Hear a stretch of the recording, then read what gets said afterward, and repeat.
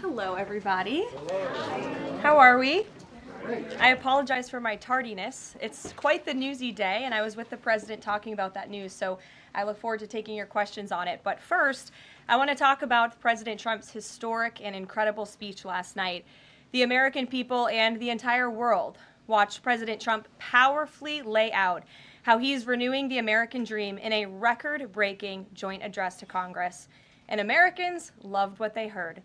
According to a CBS YouGov survey, an overwhelming 76% of those watching approved of President Trump's speech last night. The president spoke about how he's taken more than 400 executive actions on his key promises. The expectations were high, and President Trump is exceeding them. According to brand new polling from the Daily Mail, President Trump has never been more popular as his approval ratings are reaching historic highs. More Americans believe America is headed in the right direction than the wrong direction. Everyday Americans love this president because he tells it like it is, no matter what, and he did that last night. President Trump level set with the American people on the economy and exposed how badly Joe Biden screwed it up by causing the worst inflation crisis in 4 decades. President Trump was honest about where we are while making clear that help is on the way. As the president declared last night, he will make America affordable again. Last night, you also saw who motivates the president to work so hard. Everyday Americans, who President Trump shined a spotlight on last night in his speech. From Mark Fogel, who President Trump was finally able to reunite with his family and his beautiful 95-year-old mother after being detained in Russia, to Peyton McNabb, whose heart-wrenching story motivated President Trump to end men in women's sports, and to Allison and Lauren Phillips, the mother and daughter and sister of Laken Riley, who President Trump honored by signing the Laken Riley Act to ensure her name will live on forever. In other amazing and surprise moments, President Trump honored the life of Jocelyn Nungare, who was brutally murdered by illegal alien gang members.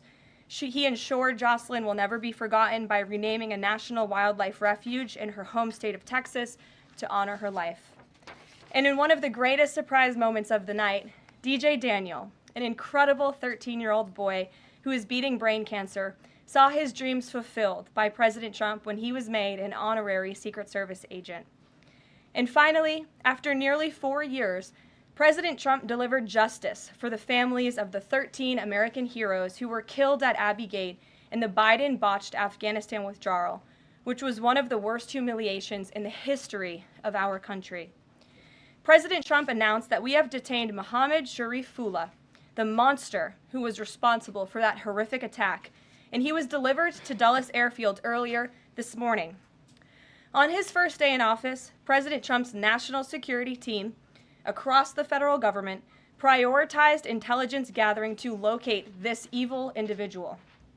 President Trump's team shared intelligence with regional partners such as Pakistan, who helped identify this monster in the borderland area late last month.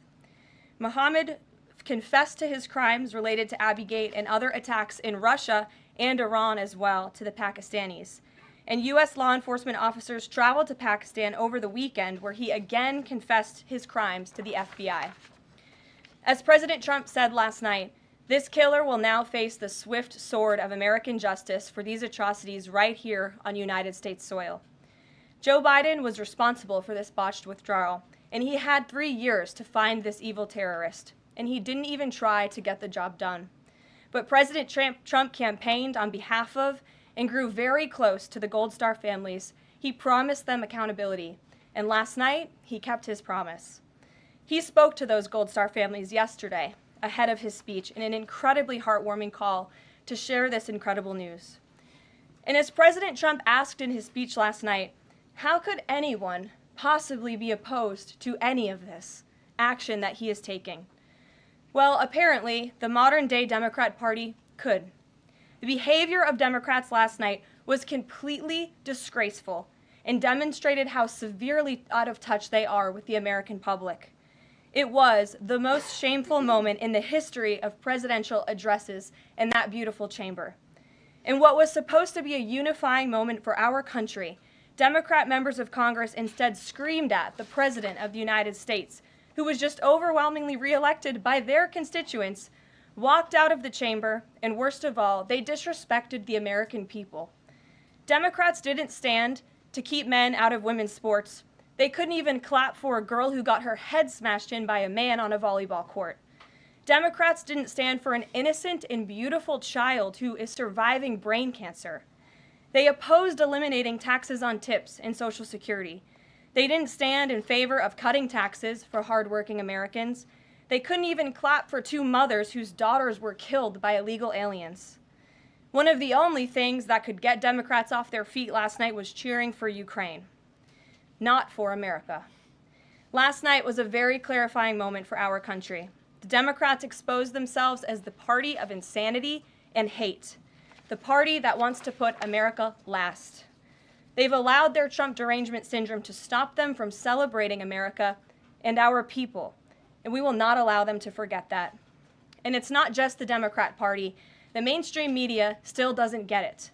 Last night, MSNBC's Nicole Wallace disgustingly looped in a 13-year-old boy with brain cancer into an attack on the president over January 6th. And CNN's first chyron out of the speech called it divisive. President Trump wasn't divisive. The Democrats were. And CNN was proven wrong by their own viewers, 69% of whom, in a post-speech poll, said they had a positive reaction to the president's speech. It's sad and frankly pathetic that Democrats and liberals in the legacy media continue to allow their hatred for the president to override their love for our country. But nevertheless, the president will continue to unify this nation through policies that are grounded in common sense and that uplift all Americans. We have an individual in our new media seat today, Mary Margaret Olohan, who is the Daily Wire's first ever White House correspondent. Congratulations, Mary Margaret. The Daily Wire was founded 10 years ago by Ben Shapiro. The Daily Wire now has over 1 million paid subscribers, a monthly network reach of 138 million, and has evolved into a leading conservative multimedia giant. They are now the 5th largest podcast network in the world and home to some of the top-ranked shows. With that, I will take your questions, and Mary Margaret, why don't you kick us off? Thank you so much, Caroline. It's great to be here. Thanks. So I had 2 questions, if that's okay. The first Sure. on last night and the second on Maine. You talked about behavior from Democrat lawmakers, a lot of disruptions, and I just wanted to kind of go back to that. We saw Democrat lawmakers not stand for Laken Riley, for Peyton McNabb, for the son of a slain police officer and 13-year-old cancer survivor. What are the optics of that nationally, just in terms of not just the people who were in the room last night, but across the nation? And also, was President Trump expecting this type of behavior when he was crafting his speech? So I gave a quote to one of the media outlets in this room yesterday that Democrats behaving like children would be the least surprising thing of the night. And unfortunately, that quote did turn out to be true. I think the president and everyone, frankly, was surprised by the Democrats refusing to stand for not the president's policies, because frankly we expected that, but for the everyday Americans who President Trump was shining a light on their stories. Mark Fogel, for instance, an American school teacher who was detained by the Russians. President Trump freed him. If Joe Biden had done that, they all would have been on their feet, but because of what came from President Trump, they weren't. So we think it's very sad, but we're very proud of the president today, and the American people are the people that this president cares about most, and the reviews are in, and everybody loved his speech. Thank you. And then on Maine, we know that the governor of Maine has really pushed back against the president's executive order saying that boys should not be in girls' sports. I spoke with a lawmaker from Maine this morning who told me she'd been censured by state lawmakers for calling a man and speaking up on this. What is the next move for the White House in this battle to protect the integrity of women's sports? Yeah, well, the Department of Education has sued the state of Maine. As you know, there's ongoing litigation. The president has made a commitment to ensure that states are being held accountable if they continue to allow men in women's sports, which he believes is an egregious violation of taxpayer dollars. And so that fight continues, and the president won't back down. Again, this is a common sense policy. 80% of the American people, including more than 60% of Democrats, do not want men in women's sports. So the president will stand by this commitment. Thank you. Gabe, good to see you in here. Good to see you, Caroline. A couple questions. One, can you confirm that the president held talks with the big 3 automakers today, speaking about potentially delaying tariffs? I can confirm, and I'm glad that you asked, because the president sent me out here with a statement directly from him on this. I saw it was reported earlier today by Bloomberg News, and he wanted me to share this with all of you. We spoke with the big three auto dealers. We are going to give a 1-month exemption on any autos coming through USMCA. Reciprocal tariffs will still go into effect on April 2nd, but at the request of the companies associated with USMCA, the president is giving them an exemption for 1 month so they are not at an economic disadvantage. So the three companies that he spoke to are Stellantis, Ford, and General Motors. They requested the call, they made the ask, and the president is happy to do it. It's a 1-month exemption. And the president just posted on social media that he had spoken with Prime Minister Trudeau. He says he's not satisfied with what the Prime Minister has said when it comes to fentanyl, but less than 1%, as you know, less than 1% of the fentanyl seized last year was in the northern border. What else does Canada need to do? Well, the president did just put out a statement on his call with the governor, Justin Trudeau, as he calls him, of Canada.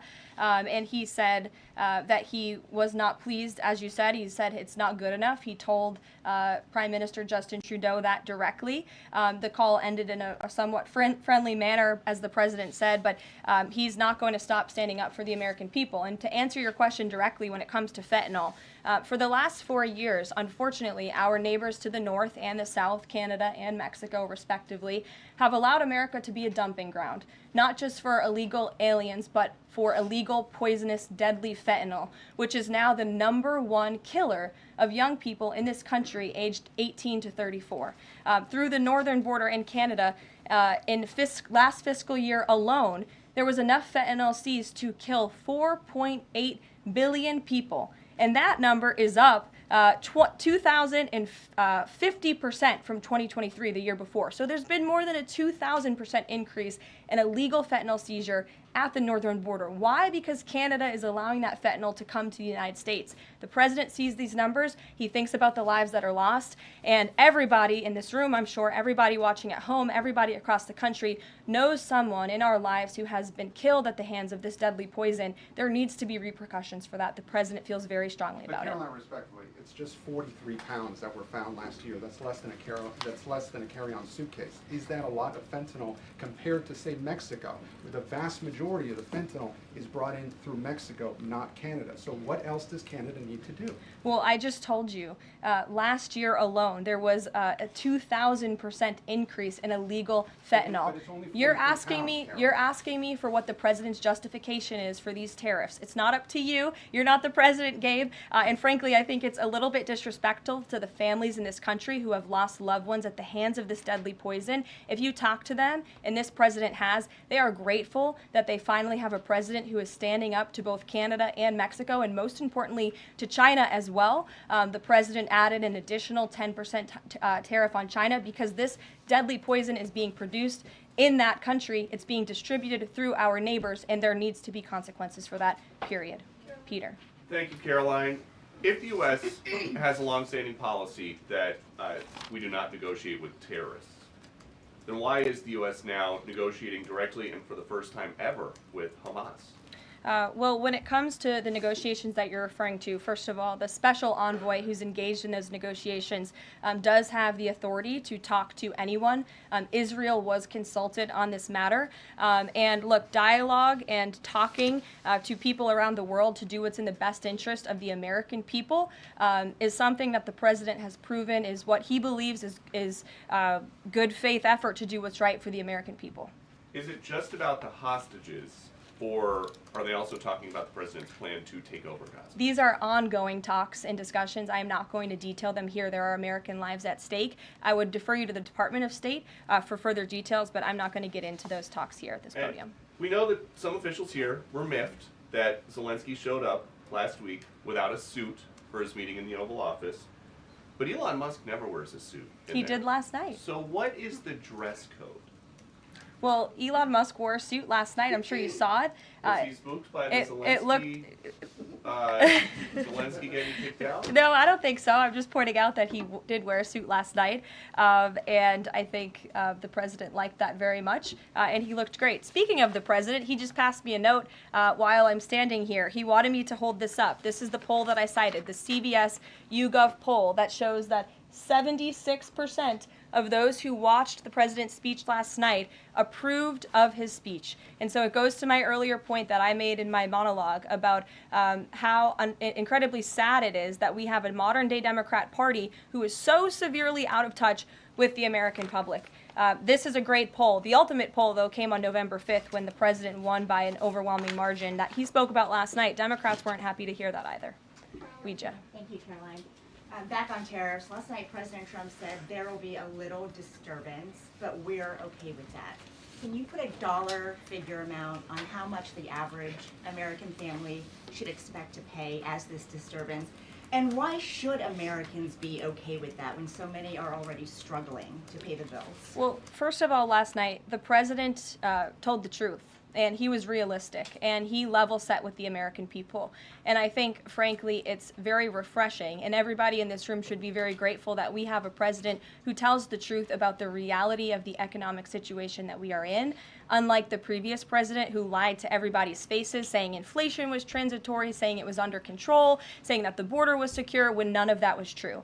So the president is being frank and honest, and the American people elected this president to have monumental reform and change, including rebuilding our manufacturing base in this country, standing up to foreign nations who have been ripping off our country for decades. And that requires a little bit of disruption. That requires a lot of effort and work that this president is focused on doing. With that said, as the president said last night, his administration is wholeheartedly committed, of course, to ending the inflation nightmare caused by the Biden administration. Look at the deregulation efforts. Look at the president's push last night in his speech for Congress to pass tax cuts, to end taxes on Social Security and overtime pay for hardworking Americans, end taxes on tips. We need Congress to get that done because that's going to put more money back into the pockets of the American people. And I didn't even mention energy. Look at the president's approach and focus on unleashing the might of our energy industry. We know that's the #1 driver of inflation. He's been slashing back a lot of the burdensome regulation from the previous administration to unleash our energy industry here at home, which will drive down costs. He said he is committed to making America affordable again. He did it in his first term, and Americans can trust him to do it again. President Trump Sure. has made clear, Caroline, that he loves tariffs, but the stock market does not. How does he factor that into his decision-making? Well, the president does love tariffs. He said it's one of his favorite words of the English dictionary, and he believes in tariffs because they'll ultimately make America rich again. They're going to raise revenue. They're going to help us pay down our debt. Most importantly, they're going to bring American jobs here back home. So I think for folks on Wall Street who may be concerned, look at what this president did for you in his first term. Wall Street boomed. The stock market boomed. The president expects that to happen again, but most importantly, Main Street is going to boom, and that's why the president has this whole of government economic approach, which includes tax cuts, tariffs, regulation cuts, and an energy industry that will bring down costs for American consumers. Sure, Monica. Thank you, Caroline. You mentioned not one Democrat senator voted to protect women's sports from males. Not one Democrat congressman or congresswoman stood to applaud or support protecting women's spaces and sports at the president's joint session to Congress last night, as you articulately mentioned at the beginning. So I'm wondering, what message is that sending to not only young women who are competing in these sports across the country, but also to the parents of these young girls? Yeah. I think the message that Americans should take away from last night is that they have a president in the Oval Office who is committed to doing what's right for them, especially women and girls across the country. And I think it's very ironic, thank you for bringing up the point about women, that Democrat women were wearing pink to support our fellow females, yet they couldn't stand, again, for a young woman who was almost killed and severely injured by a man on the volleyball court. They couldn't stand for the mothers of two beautiful young women whose lives were taken tragically at the hands of illegal people. So you can't say you're the party of women and then support men and women's sports and not stand up for basic law and order and immigration reform that will protect women in this country. That's what President Trump is doing. He's the president for women. Lindsay, good to see you. Thank you, Caroline. Good to see you. So, speaking of tariffs, China said yesterday that they're ready for any kind of war with the U.S. Because of these tariffs that have been placed on them. And a Chinese spokesperson also said that the tariffs would not lead to a resolution of U.S. concerns about fentanyl originating in China. Can you speak to how the administration is planning on responding to that? Well, I think Secretary Hegseth has responded to that this morning. He said that America will always be prepared to defend itself, especially under the leadership of this president in the Oval Office. And that certainly remains true. Again, when it comes to tariffs, the president has been very tough on China, not just now with 20% and more with the reciprocal tariffs that will hit on April 2nd. But look at what he did in his first term. There were billions of dollars worth of tariffs that he implemented on China. And it's quite telling that the previous administration did not rescind those tariffs because they realized the value that they had in not only deterring China, but also raising revenue here in the United States. Rachel. Thanks, Caroline. Just a quick follow-up, two quick follow-ups on tariffs. The president mentioned a little disturbance during his remarks yesterday. The CEO of Target says that consumers will likely see prices go up on everything from strawberries to bananas to avocados. How long should Americans expect to pay higher prices? Are we talking a week, a couple of days, a few months? Again, I don't have a crystal ball, but what I can assure the American people is that this president and this administration is doing everything they can. And I would remind you and everybody else in this room that it's because of the previous administration's economic policies that Americans were left with record high inflation. Inflation throughout Joe Biden's entire 48 months in office was at or above 3%. It hit record highs, as you know. And there's a whole list of what the Biden economic disaster this president was left to clean up. It's been a month, but he's working hard every single day to do just that. Just one quick follow-up on the carve-out. Sorry to cut you off there. The U.S. imported $43 million worth of eggs from Canada. I know you mentioned some of the exemptions when it comes to automakers. Will there be any other carve-outs, including for eggs? We know prices are soaring for Americans. The president is open to hearing about additional exemptions.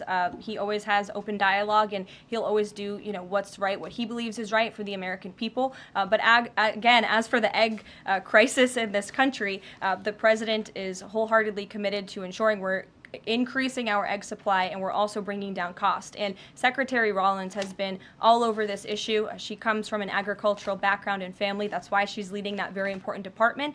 She wrote an amazing op-ed in the Wall Street Journal. She's been all over the media talking about her plan. She has a real plan. The president endorses it. And he even, gave her an off-the-prompter shout-out last night to say, Brooke, I'm counting on you. It's an important issue. And this White House is working with Secretary of Agriculture every single day to address this issue. Sure.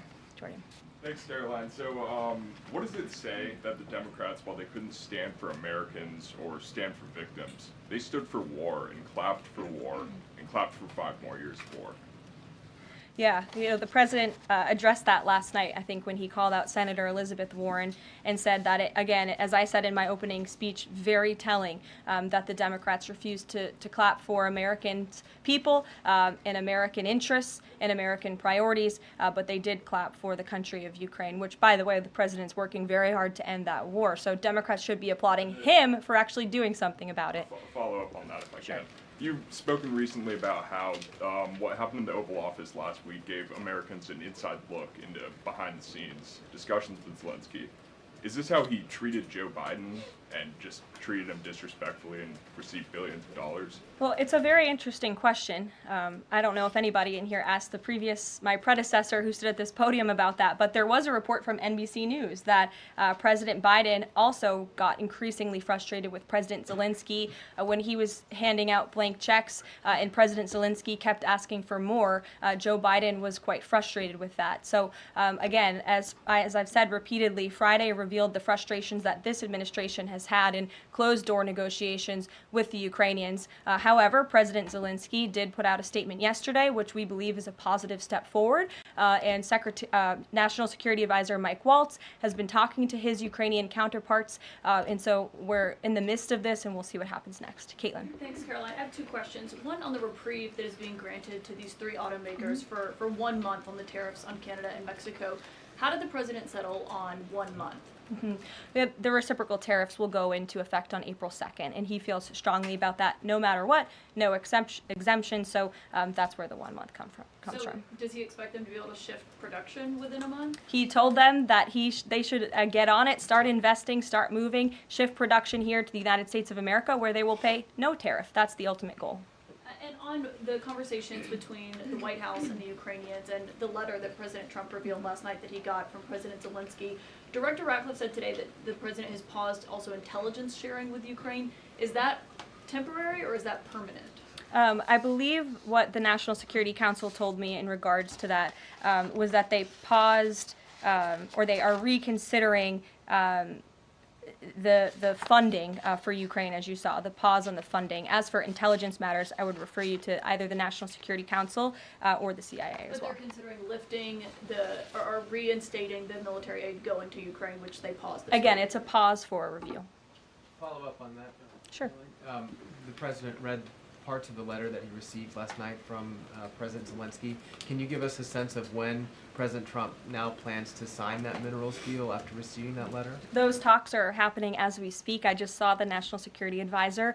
He's working very hard on it. I believe he was going into the Oval Office to give the president an update on where this stands. But again, the president is committed to a peace deal. He wants to see this war end. And I think that President Zelensky's message, which he also shared on X as well, is a positive sign in the right direction. The president also said that the United States was reclaiming the Panama Canal.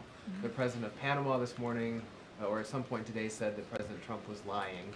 Wanted to get your response to that, and also curious if the president had a reason for not specifically mentioning BlackRock last night when he was praising the company that is buying canals or ports around the Panama Canal. Yeah, I'm not sure if Panama has seen what's going on with their own canal, but as you just mentioned, BlackRock is now interested in investing and taking over the two ends of the port, which is very important because the president was very vocal several weeks ago about the need to ensure that China is not controlling the Panama Canal.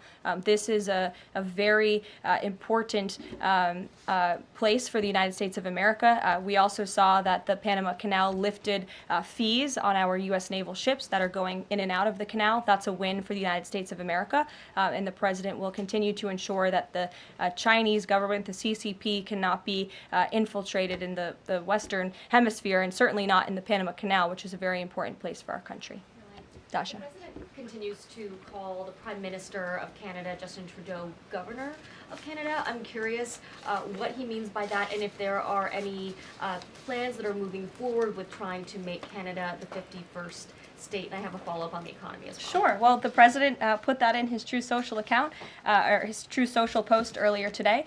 He feels strongly that it would be very beneficial for the Canadian people to be the 51st state of the United States. They wouldn't be paying for these tariffs. They'd have much lower taxes if they were part of our great country. Carolyn, on the economy, you and I traveled the country during the campaign. This is an issue that so many voters decided to cast their ballots on, and they voted for President Trump. He has started to have that realistic conversation with the American people, that disturbance comment last night. But I'm curious if you can be real with Americans right now as all of these factors are playing out.